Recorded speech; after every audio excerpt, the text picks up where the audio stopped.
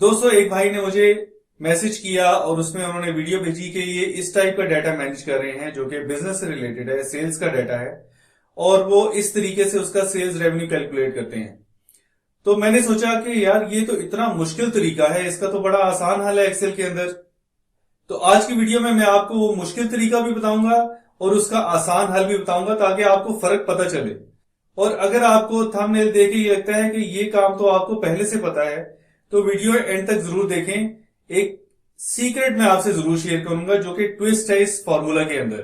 तो उससे पहले मेरा चैनल जरूर सब्सक्राइब कर लें और बेल आइकन भी प्रेस कर लें ताकि अगर आपको कोई प्रैक्टिकल प्रॉब्लम आती है तो आप डायरेक्टली मुझे कमेंट करके पूछ सकते हैं और अगली वीडियो हो सकता है कि आपकी प्रॉब्लम से रिलेटेड हो। आज की वीडियो के लिए ये वाली फाइल है जो हम यूज कर रहे हैं, इसका लिंक नीचे डिस्क्रिप्शन में दिया हुआ है, वहां पे जाके आप इसको डाउनलोड कर सकते हैं और मेरे साथ प्रैक्टिस कर सकते हैं। तो ये बड़ी इंटरेस्टिंग किस्म की एक्सरसाइज है और 3-4 टाइप्स के मैंने सिनेरियो बनाए हैं जो आज हम एक्सप्लोर करेंगे। तो भाई पहले आते हैं उस काम पे या उस तरीके पे जिससे वो मेरा दोस्त अपने प्रॉब्लम्स हल कर रहा था। तो हमारे पास पहली एक्सरसाइज है जिसमें यूनिट प्राइस है मुख्तलिफ प्रोडक्ट्स की और जनवरी की हमारी क्वांटिटी सोल्ड है, मतलब कितनी सेल्स की हैं और आगे हमने सेल्स निकालनी है। तो बड़ा आसान तरीका है वैसे तो कि आप इनको मल्टीप्लाई करें और नीचे कॉपी कर लें और फिर यहां पे आप इसका सम निकाल लें या ऑल्ट इक्वल टू इसका शॉर्टकट भी है सम का। तो ये तो एक बड़ा स्ट्रेट फॉरवर्ड तरीका है। अब उन दोस्त का प्रॉब्लम ये था कि उनके पास कुछ इस टाइप का डाटा था कि उनके पास प्रोडक्ट्स थी, मैंने प्रोडक्ट्स बड़ी लिमिटेड रखी है, उनके पास एक लंबी लिस्ट थी, मैंने 5 प्रोडक्ट्स की बनाई है। तो हमारे पास यूनिट प्राइस है जो कि यानी कि सेल प्राइस है जो थ्रू आउट पूरे साल में एक जैसी रहती है। उसके बाद जनवरी की कितनी क्वांटिटी सेल हुई, फिर फरवरी की, फिर मार्च की, फिर अप्रैल की, इस तरह करके उनकी एक शीट बनी हुई थी।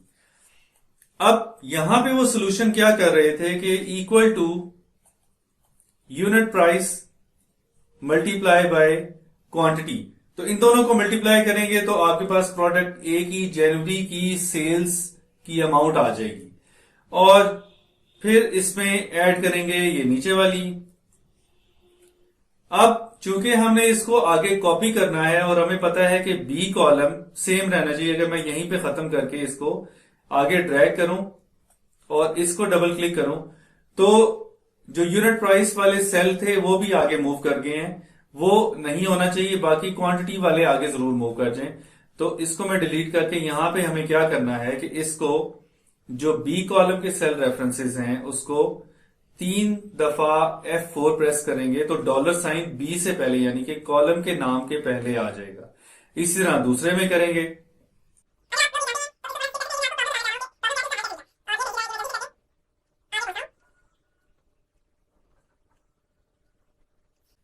अब इस तरह उन्होंने किया हुआ था, उन्होंने खैर इसको फ्रीजिंग भी नहीं की थी, तो वो वाला प्रॉब्लम हो रहा था जो हमारे साथ पहले था। तो वो हर दफा हर कॉलम यानी हर मंथ के नीचे नया फॉर्मूला लगाते थे, दोबारा से फॉर्मूला लगाते थे। तो फ्रीजिंग अगर उन्हें पता हो तो कम से कम ये वाला काम आसानी से हो सकता है। अब यहां पे आप बेशक सारे मंथ्स के नीचे ड्रैग कर लें तो आपके पास यूनिट प्राइस वही रहेगी लेकिन आपकी क्वांटिटी आगे चलती जाएगी, तो आपके पास हर महीने की सेल्स कैलकुलेट होती जाएगी। अब आ जाते हैं भाई, ये तो 5 प्रोडक्ट थे। अगर यही काम आपने बहुत लंबी चौड़ी लिस्ट पे करना हो, अभी मैंने ए टू डब्ल्यू तक की लिस्ट बनाई है प्रोडक्ट्स की, लेकिन अगर आपके पास कुछ सैकड़ों में प्रोडक्ट्स हो तो फिर ये वाला काम तो इम्पॉसिबल हो जाता है। वरना आप लगे ही रहेंगे कि जी फ्रीज करें, मल्टीप्लाई करें, ऐड करें, फ्रीज करें। तो एक फॉर्मूला है जिसका नाम है सम प्रोडक्ट और वो आपने थंबनेल में देख लिया होगा या वैसे पढ़ लिया होगा नीचे डिस्क्रिप्शन में। तो सम प्रोडक्ट एक यूनिक फॉर्मूला है जो कि 2 एरेज मतलब 2 रेंज ऑफ सेल्स की आइटम्स को आपस में मल्टीप्लाई करता है। अब मैं यहां पे क्या करूंगा, जनवरी के नीचे इक्वल टू, आप ऊपर फॉर्मूला बार में देखें, सम प्रोडक्ट यानी कि ये प्रोडक्ट्स बनाता है फिर उनको ऐड कर देता है। तो हमारे पास पहली रेंज है यूनिट प्राइस की, तो ये हमने पूरी रेंज इसी तरह सिलेक्ट कर ली। तो एक्सेल खुद इतना अक्लमंद है कि वो हर एक आइटम को अलहदा से कंसिडर करता है। फिर आप दबाएं कॉमा और फिर जनवरी की क्वांटिटी उठा लें।